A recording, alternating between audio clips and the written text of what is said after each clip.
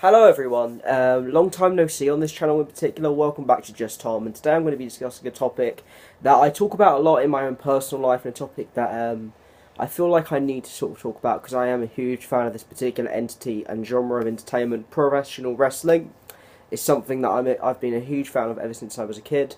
Ever since I'd say 2001 was when I really got into pro wrestling, and then I sort of continued on being a fan from there. And I wanted to talk about my love of pro wrestling because I feel like I kind of need to defend it a lot, and I kind of need to explain why an almost 20-year-old man who is going to be 20 in almost 2.5 weeks still watches what many people call fake fighting, which it is. It's predetermined. The storylines and characters are planned before, and the finishes, but these people actually get hurt. You know, you have to bear that in mind. But I thought we'd talk about my own personal love of pro wrestling and why I love the sport so much. And I'm not just going to be covering the mainstream WWE, TNA products. I'm also going to be covering the likes of New Japan Pro Wrestling. I may do a bit of Lucha Underground and Ring of Honor in talking about my passion for pro wrestling as a medium. Now, pro wrestling, probably along with music, which is obviously my top kind of interest, and maybe comic books and Star Wars and sci-fi being the other interest that I really, really like and share. Pro wrestling is a medium that kind of mixes all of the things that I look for in you know, that I look for in sort of TV shows, so stuff like Breaking Bad, Game of Thrones, the kind of the high drama. And even though WWE is very indicative of a soap opera, which a lot of people could say it's soap opera with pyro, and in some ways I agree with that. I feel like some of the storylines in modern day WWE in particular, and even back in sort of the late 90s and the early 90s, was sort of based around every character had to have a job, and then there was the Attitude Era. But I feel like I can make separate videos on you know, I can make separate videos on all of those different aspects of sports entertainment, and I feel like I can talk about that in different aspects. But the reason I love pro wrestling is that it's that feeling you get when you watch a pro wrestling show and there's something just as good as you would see on Breaking Bad, the same kind of emotional gratification, like this character gets over, this character wins. The perfect example of that was 2 years ago with Daniel Bryan winning the WWE World Heavyweight title at WrestleMania 30 in New Orleans. Due to the fact that the storyline with Triple H and Stephanie and the Authority really, really allowed a lot of interesting storytelling to be told, and shows what pro wrestling can basically do the same. Can basically do the same. That I would say, can basically do the same kind of things that other mediums like TV and films can. It's that same emotional gratification. That's still why, as an adult, I am going back to it and becoming even more a fan of it. And this has just developed since I was a little kid. So I started off with guys like Shawn Michaels, Chris Jericho, Triple H, Kurt Angle, The Rock, Stone Cold Steve Austin, Mick Foley, legends now in the wrestling business. And then as I got older into my teenage years, I discovered stuff like ECW, WCW, New Japan Pro Wrestling, TNA came towards the end of my teenage years as well. So wrestling has been quite an important thing in my own growing up, and to the point that my brothers watch wrestling as well as I do. Not as emphatically as me, but they still will sit there and watch an NXT match from me. And that's the thing with pro wrestling. Like I said, the storyline gratification is the same feeling that I would get from watching a normal TV show, even though the storylines and the writing is very corny and very cheesy and a bit dumb and obvious.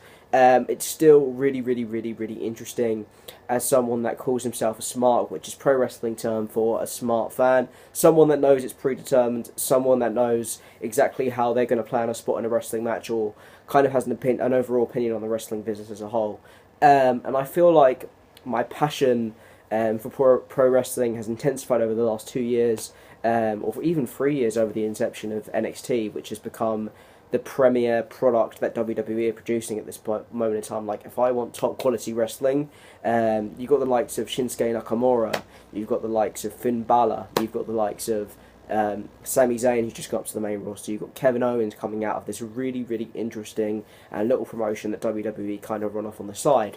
But like I said, I feel like pro wrestling is one of the few mediums that both allows some degree of athletic competition, because if you're going to take a bump off a ladder and not hurt yourself in some way, like, and still call, oh, that's fake, he fell off a ladder. Like, falling off a ladder in real life is going to hurt a lot, you know, regardless of whether you know how to land that bump or not.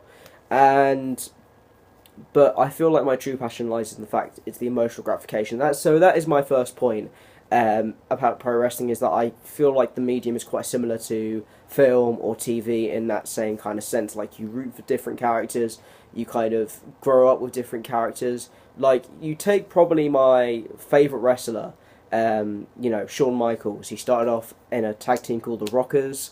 They were like rock and roll 80s kind of glam metal kind of little wrestler kids who would do high flying moves, and then from there he became the more antagonistic and arrogant heartbreak kid Shawn Michaels.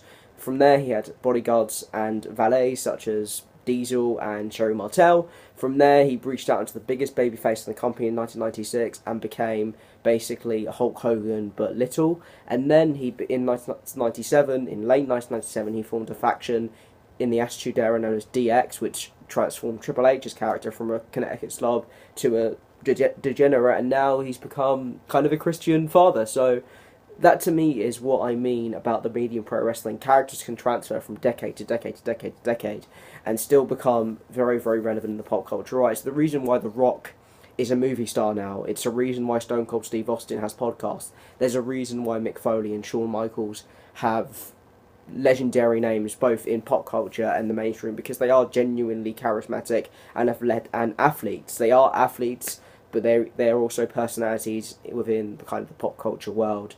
I would add Hulk Hogan to that name, but after the recent news of the Gawker trial, I'm not really going to put that in here, just due to the fact I feel like it's a bit pointless. That's my second point. Pro wrestling has definite kind of pop culture significance to the history of modern pop culture over the 80s and the 90s. My third point, I like the sense of surprise about the pro wrestling world, because pro wrestling was at its biggest point in the late 1990s to the early 2000s, where WCW was still a thing and WWF at the time was the biggest thing going. And from there, slowly after the kind of the buyout of WCW and the kind of the collapsing of the WWF for the WWE, WWE's been the only game in town for a long time. But over the noughties, there were several minor promotions really, really making their name known. The likes of TNA Pro Wrestling, which I still try to catch on the flip side.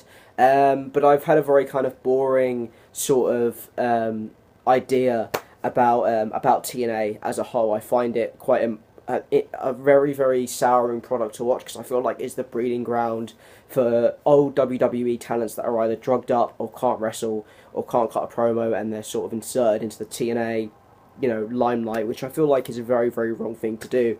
The other thing that I could even say about the whole state of pro wrestling, Ring of Honor is a great promotion, but they're so hard to find their matches. It's really, really hard. And I know some of my favourite modern wrestling stars, so Daniel Bryan, CM Punk, Seth Rollins, known as Tyler Black, Sami Zayn, Kevin Owens, Kevin Steen in the promotion, the Young Bucks, Kenny Omega, like people that I genuinely like as personalities and as pro wrestlers, all came from this really interesting promotion.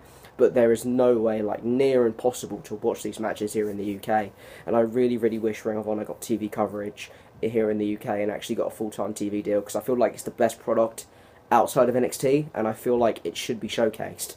And then, of course, there's New Japan Pro Wrestling, which is the Japanese style of wrestling, which is all strong kicks and athleticism. And I feel like an MMA fan who likes UFC could really get into New Japan Pro Wrestling, because they treat it a little bit like UFC. There's divisions, there's ranking systems. So, like, if a wrestler goes over and wins a match, that person's still there. Even though the American style is still within the Eastern style of Japanese wrestling, it's still something that's quite... it's still something that is very kind of embroiled in M&A and stuff like that. And I really, really love watching New Japan Pro Wrestling matches, because you get the mixture of the foreign American guys who are called Ganjas. Of course, Bullet Club are a big thing over there and have really produced some stars with that faction. Of course, one of my favourite wrestlers at the moment, Shinsuke Nakamura, is from there. But yeah, I really like New Japan Pro Wrestling. Now, Lucha Underground is a relatively new product that's kind of come up over the last year or so, and it has some former WWE guys, Rey Mysterio, John Morrison being notable kind of alumni of WWE stuff, but it's not filmed as if it's a kind of simulated live event like real life thing. It's filmed as if it's a big sort of film or movie. It's a very interesting watch. I would recommend it if you're a big fan of very, very interesting, dark, stylized filmmaking with a little bit of avid dramatic, because it kind of takes all the interesting points about what the other products are doing, but kind of flips it on its head and does it with a very cinematic and filmmaking kind of style. And I definitely had a lot of fun with that. It's a really, really, really interesting and very cool and awesome show. So I have a lot of fun with, watching Lucha Underground. I just think it's ridiculous, and it kind of appeases the film fan in me. So, like, bear in mind, people that don't watch pro wrestling, there is products out there apart from the mainstream WWE that you can watch and get into more from a. It depends on what kind of fan you are. If you like MMA, I would go for Ring of Honor, or I would go for New Japan Pro Wrestling. If you like stuff that's a lot more sort of cinematic, definitely, and a little bit whimsical, and a little bit ridiculous, and a little bit clever, Lucha Underground is definitely the one to go with. So that's my third point. My fourth point is the WWE Network. Now, it's very few and far between that I would praise WWE for actually starting something and actually making it good in the last decades, but I'm actually going to give this kudos where it's due. The WWE Network is the perfect tool for a wrestling fan to watch all of those old matches, like I mentioned before, ECW, WCW, WWF, even current day and Ruthless Aggression and Attitude Era WWE is all there on the WWE Network. And I really love going on there, and it's a £10 subscription. No, like I'm advertising on here, but it's definitely recommended for someone that really wants to get into pro wrestling. It's something that I highly recommend, and I really, really, really, really recommend that you go there and you really kind of engage and kind of look at it as a very interesting and kind of an interesting kind of look on the world of pro wrestling. They have documentaries, television shows involving WWE stars, and it's a really, really cool ride. And of course, NXT's on there. So yeah, and you get free pay-per-views every month. So that's a good thing, the WWE Network. So yeah, definitely the greatest streaming service for pro wrestling on the entire planet, the only streaming service for pro wrestling on the entire planet, and I definitely recommend it. So thanks. I sound like I'm promoting WWE's products, so they can give me more money. No, they don't give me money. I'm just doing this out of love for the sport, or love for the kind of concept of pro wrestling. And my fifth and final point is that wrestling is pretty fun. You can chart along. It is idiotic and mature, but then again, superheroes in some ways are idiotic and mature. Music in some ways is idiotic and mature. For example, bands like Baby Metal exist, and there's stuff in comic books involving Powerpuff Girls, or in cartoons. It's the same kind of emotional gratification that you would get from a TV show. So guys, this has been my video of a few points on why I love pro wrestling as a concept. And guys, thanks for watching, and I appreciate if you watch all my videos from Just Tom.